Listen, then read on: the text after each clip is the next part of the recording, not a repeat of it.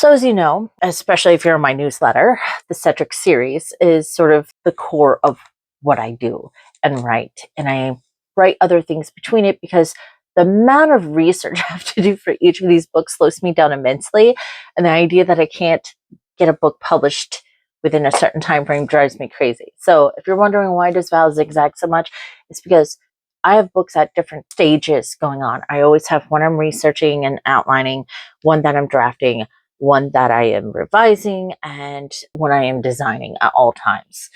I know that seems a little crazy and obsessive, but know that my publisher has 2 books on, and I'm about to get a 3rd book on their desk. If that says anything for how much I am popping out. It's only May. But something that I realized that you guys here on the interwebs don't get, that people get at my table, is me featuring the cool aspect or the intent of each of the Cedric books, right? So you've heard me talk about Cedric the Demonic Knight, book 1, a couple of times, about how it's inspired by the Russian knight hero tales, and it has a lot of Slavic, Polish, and Germanic fairy tales and superstitions and history. But then you have book 2, Roma Santa, Father of Werewolves. Love how this turned out, which is Celtic and Greek Apollo and Romulus and Remus and all the different werewolf lores and Finrod, Nordic, everything packed into things on top of the dark history and history mix. Then we get to book 3, The Oracle. And this is where I wonder what you guys are thinking about as you traverse into this. Now I am packing in lesser known stuff. This is where we get a huge dose of Greek creatures and monsters, Greek dragons in particular. And this one and Artemis were pretty hard to research because I had to dig for translations and stuff and then try to decode stuff, because there is no one single story about a lot of the creatures and mythological features in this. I had to piece it together from other stories of other titans and gods. So it was a pretty wild ride. And just about 50% of the monsters featured in each book is from 12th century medieval bestiaries, because I find those fascinating. They have weird rules and weird descriptions, and it makes for fun times. Book 4, Artemis is a character that is meddling quite a bit in the first 3 books, and we get a dose of what she is. But I also brought us to the Celtic otherworld and then mixed it with Celtic, not only Celtic, but also Greek and things. And Nordic. So we visit the Furies, we visit the Amazons and the Valkyries. We get to see the Fae in this piece, and the Minotaurs and other Greek monsters and medieval monsters. But we also get a healthy dose of Irish mythology and folklore that sort of helps drag things forward against Cedric's will. And last but not least, the most current installment is the King's Incubus, and this parallels with Artemis.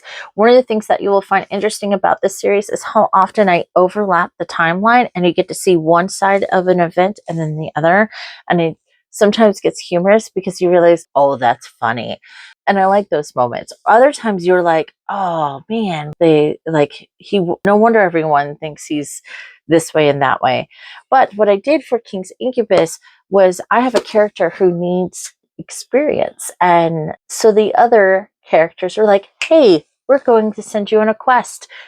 And his quest involves a lot of Caribbean based and South Pacific and South African, and a little blend of other world mythologies and folklore sort of tied into it.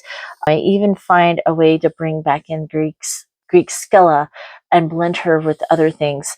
But at the same point, again, that 12th century medieval bestiary vibe, one of the monsters he fights is a cockatrice, right? But it was absolutely fun to be able to research the Caribbean and all these tropical island mythologies. And it was interesting when I had coffee with a friend of mine, and I'm like, has your dad ever talked about these? And he says, no. And he asked his dad about it. And then he's like, I have opened up Pandora's box. So it's cool that I am keeping alive a lot of stories in a weird way and then putting you guys in the front seat for these and duking them out and battling them and facing them head on with my characters.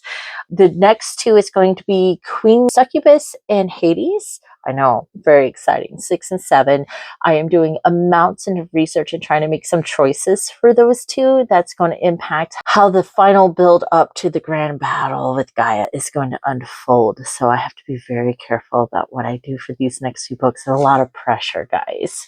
But know that I am working on them and drafting them out. And I'm so excited for those that have explored the heat level 3 and 4 for these. So it's a little tamer than my other stuff, but that's because they're more action packed. They're more adventurous, fantasy vibing books.